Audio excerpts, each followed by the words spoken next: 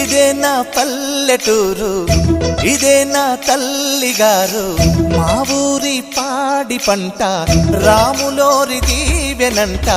తల్లి గోదావరి నీళ్ళు కడిగె సీతమ్మ పాదాలు, ఊరంతా హాయ్ హాయ్ హాయ్, మనసంతా హాయ్ హాయ్ హాయ్.